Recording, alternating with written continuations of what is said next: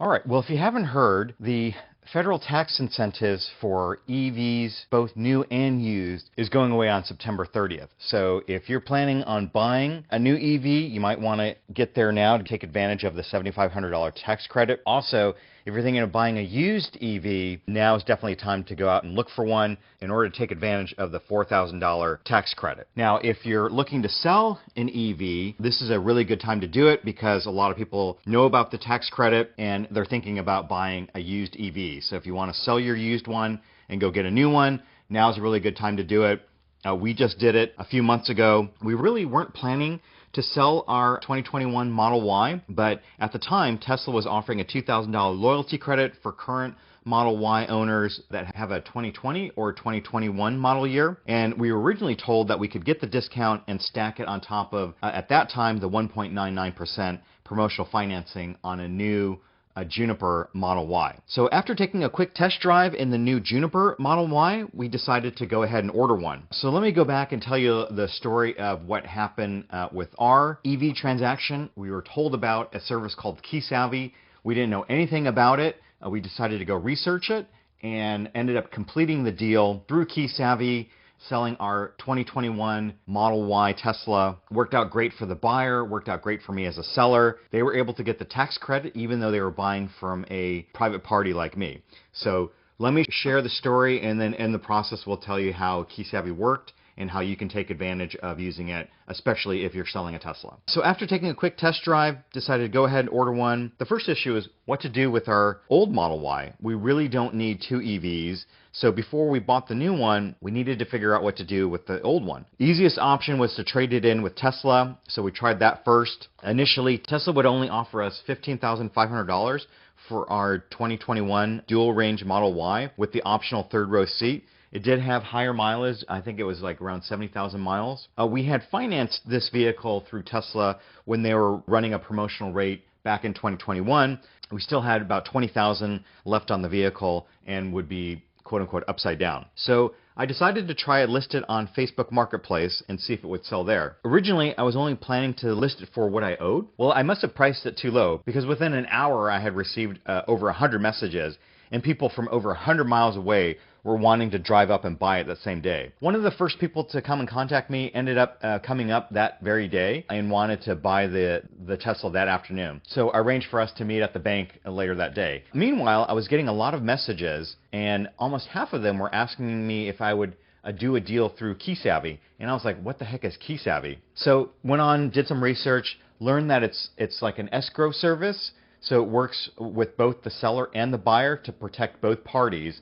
KeySavvy is considered a dealer, and therefore if a buyer buys it through KeySavvy, they're eligible to receive the $4,000 tax credit for purchasing a used EV, even though the deal is sort of done privately between two private parties. If we were to complete the transaction without KeySavvy, meaning private party to private party, then the buyer would not be eligible for that $4,000 rebate. So fast forward to that afternoon, buyer comes over, takes a quick test drive, wants to buy the car. We go over to the bank. Bank says we can't accept cash to pay off the loan from the buyer, that the buyer had to give me the money and then I could give the bank the money. He basically came with a stack of $100 bills. So I had to give the bank the money and then they would process the whole title thing and then send me the title and then I would send him the title. So I've never financed a vehicle before, so I didn't know that it would take a bit of time after the loan was paid off for me to receive the title. The buyer was a bit hesitant. Even though I was going to give him the keys and let him drive away, he wanted some sort of contract, which I was happy to do. So we walked across the parking lot to the AAA, asked them if they could do the paperwork, do the transfer paperwork. And AAA said, well, I can't do anything without the title. And of course, the title was still with the bank, and the bank wasn't going to send me the title until after I had paid off the loan. The only thing it could do is release me from liability. So at this point, I asked the buyer whether he wants to use KeySavvy. And I had kind of walked him through how it worked on my phone. And he says he's not really comfortable with it, but he agreed. But we were both having trouble signing up on our phones. And he still needed to go deposit the money back into his bank. So we agreed to work on it during the following week. Okay, so at this point, car is sold.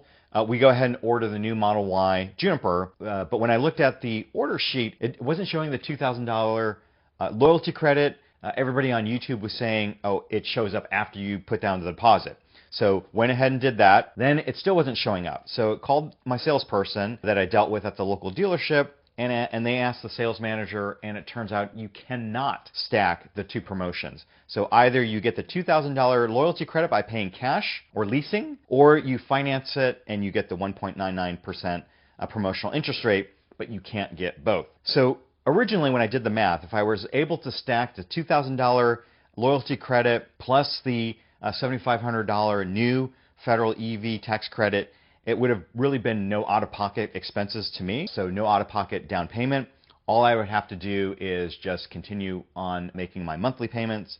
But now, because they didn't allow me to stack it, I'd have to pay $2,000 out of pocket. Really didn't need to do that. The Model Y that we have is running perfectly fine. There was really no reason for me to sell it. The only reason we were going to sell it is because a no out-of-pocket expense, I was going to get into a newer car. So at this point, we decided to pull the car off the market. So a couple weeks go by, and we're like, maybe I just add the $2,000 to my original asking price and see if it would sell. And if it didn't sell, then we would just keep the Model Y. So I put it back on Facebook Marketplace at the higher price before I could reach out to the original buyer to see if he was willing to pay an extra $2,000.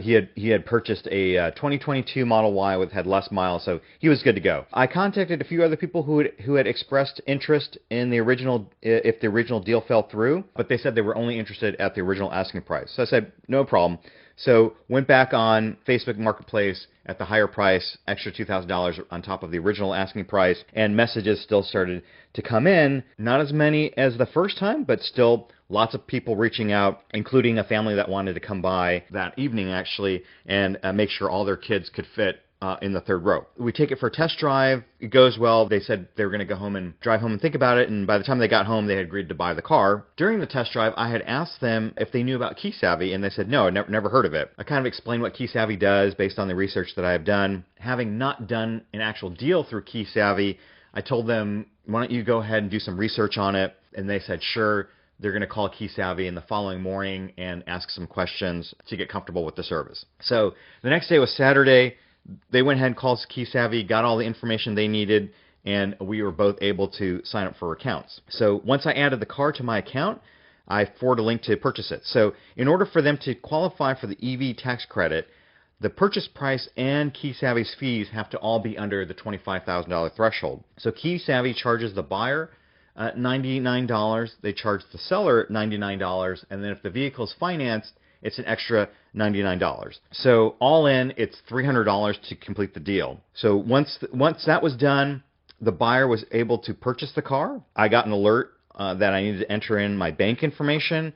I had to upload a screenshot of the odometer. I had to upload my driver's license, and then they needed me to take like multiple images of my face, left to right, almost like Face ID on your iPhone. And then after that, the buyer submitted their offer, and I was able to click accept. Then I got an email or a message that said KeySavvy is going to take the next 30 minutes to review the deal and check all the paperwork. And then after about 40 minutes, I got an alert that said it's time to hand over the keys. So we meet the buyer again, and we go through the Tesla ownership transfer process, which is a different ordeal. You both have to have the Tesla app in order to transfer the ownership of the vehicle from one app to another app. But it's relatively painless. I can make another video on that in the future.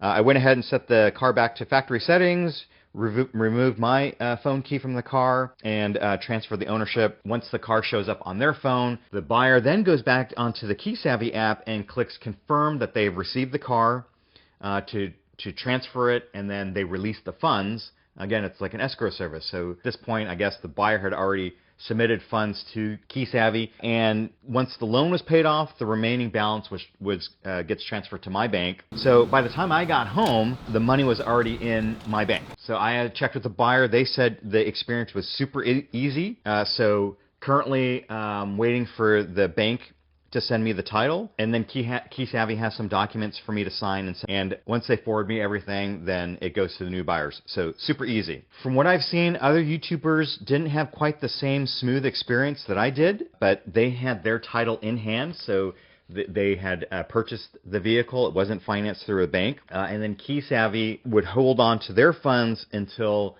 they physically had the title. So if the title gets lost or the Postal Service takes longer than expected to deliver, you're out the money and the car. Personally, I think KeySavvy and Tesla's are a perfect match, especially if the car is being financed and you're asking prices underneath the $25,000 threshold. It's a perfect intermediary, and it flawlessly handles the transaction.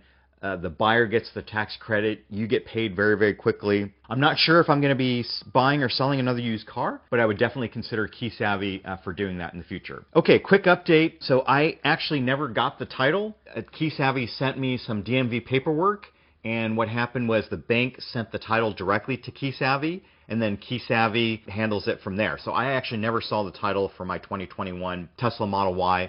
The bank never sent it to me. I think KeySavvy has it sent to them or to the buyer if it was paid by cash. So nothing to take care of. Again, super smooth process. The money was paid off to the bank almost instantly, and then whatever remaining funds after fees and whatever was deposited in my bank even before I got home from dropping off the car. So check them out below, and if you're trying to sell your Tesla, good luck. If you're enjoying these videos, please consider subscribing to the channel and to the newsletter using the links below. We'll share more tool buying tips, classic car and classic motorcycle project finds, some motorsport news, and maybe a wrenching tip or two.